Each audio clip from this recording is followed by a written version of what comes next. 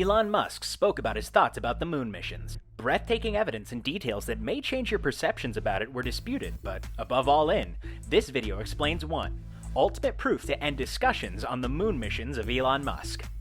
Welcome back to Fly Me to the Moon. Before we begin, please subscribe to the channel if you haven't already, and do give this video a thumbs up if you enjoy it. Turn on the bell icon to receive notifications about upcoming videos. Let's get into it! In a recent interview with Babylon Bee, Elon Musk commented on this topic of excitement during the discussion. Future possibilities should be mentioned with excitement from Apollo programs and monthly themes.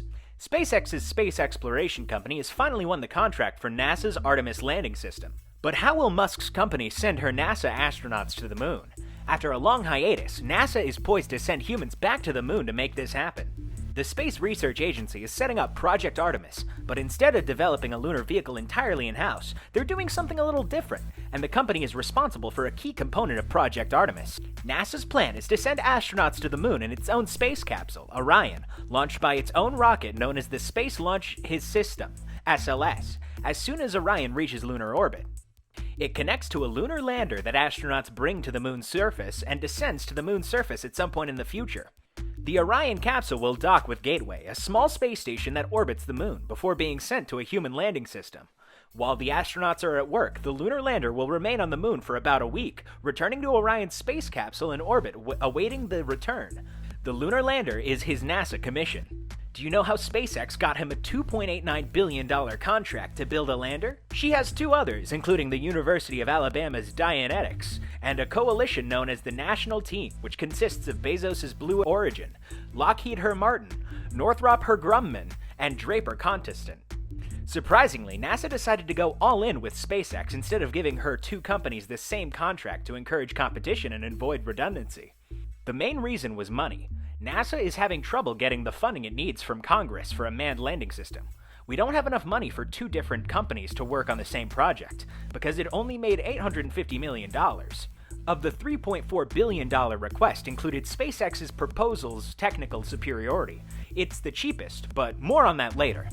Blue Origin is currently embroiled in a two-pronged attack on NASA's contract. Seek relief from the U.S. Government Accountability Office and introduce a bill to Congress that would spend up to $10 billion on NASA's manned lander.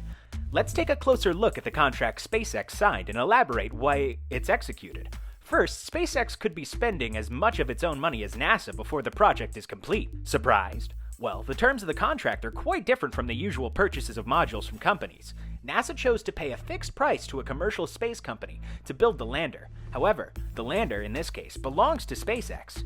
The advantage for NASA is that the price is fixed, and SpaceX is responsible for budget overruns. NASA will, of course, purchase continuous landing services from SpaceX in the future, taking into account the money already paid. In the first phase of the contract, NASA funded his SpaceX and Dianetics for the national team. Formulate their proposals before committing to SpaceX. If SpaceX manages to complete the project within budget, it simply means more profit for them. Notably, this isn't the first time NASA has done this. Because the same model was used to transport astronauts and their cargo to the International Space Station, it looks like SpaceX is taking a big risk by accepting this deal, but it definitely isn't. First, SpaceX is modifying its reusable spacecraft rocket system, so NASA money isn't being used to build something from scratch. SpaceX, the spacecraft, is designed to be versatile. It could take colonists to astronauts on Mars, the moon, fly from one point on Earth to another, and take off and land upright instead of ending up as debris littering the ocean. Design for SpaceX is still finalizing the upright portion of the landing. Several prototypes burst into flames as they attempted to complete the complex maneuvers required to land on their legs. $2.8 billion will be used by SpaceX to fund the spacecraft modifications. It's interesting to note that the unmanned test and crew demonstration landings may not even use the NASA-paid spacecraft. Remember when I told you that NASA would buy continuous landing services from SpaceX? The landing service turns out to be open for bid, and NASA chooses the best option. Theoretically, the national team or the Dianetics could have carried the lunar lander if they had developed the proposal further with their own money. Of course, they would rather spend government money. This is a big win for SpaceX. This will be explained later in the video. Are you wondering why NASA SpaceX doesn't let astronauts go from Earth to the moon when their spacecraft is designed to do that? For several reasons, most notably that NASA still doesn't trust them enough. Indeed, SpaceX's Falcon 9 rocket booster landed upright, but SpaceX didn't land with a heavy crew capsule on top of it. The spacecraft is now much heavier than the Falcon 9. Falcon 9 is a reusable, two-stage rocket designed and manufactured by SpaceX that will be used to reliably and safely transport people and payloads to Earth orbit and beyond. Falcon 9 is the world's first orbital-class reusable rocket. Reusability allows SpaceX to reflight the rocket's most expensive parts, thereby reducing the cost of accessing space. This makes landing even more difficult. That booster, called Super Heavy, has yet to record its first flight. To date, the company is the only private company to fly its NASA astronauts to and from the International Space Station. Another reason is more political. The Space Launch System and Orion, included in NASA's permit bill in 2010, continue to enjoy Senate support. It also employs tens of thousands of people nationwide. Attempting to underestimate the two would create a lot of backlashes, and NASA would rather not be embroiled in lawsuits or negative press. For a project of this scale that is not privately managed, such a scenario is not unexpected. So, NASA will use both SLS and Orion to send astronauts to the moon for the foreseeable future. How does NASA benefit if it gives the lunar lander contract to SpaceX? The answer lies in the nature of Project Artemis. 3 Artemis missions are currently in progress. Artemis 1, an unmanned test flight around and beyond the moon, is scheduled to launch in November 2022. Artemis 2 is a manned flight over the moon, taking humans farther than ever before. The focus now may be going to the moon, but Project Artemis is actually a Moon to Mars program.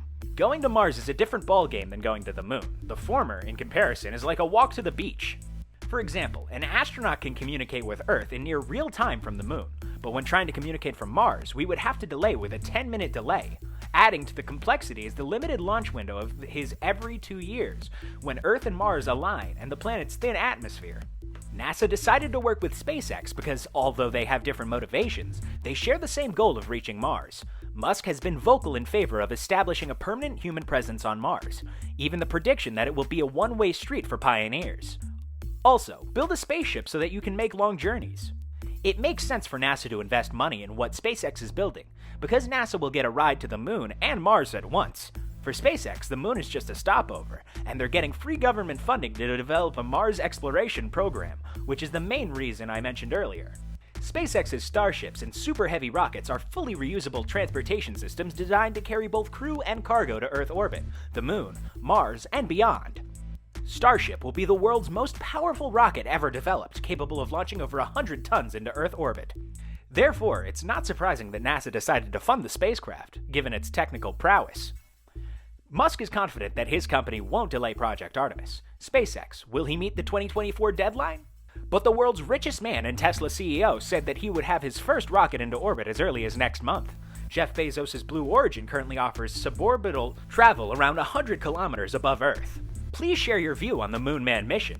Do you believe in Musk's manned mission? Let us know in the comments section. Give this video a like. Check out other videos on our YouTube channel for more moon-related content. Bye for now. See you all in our next wonderful video.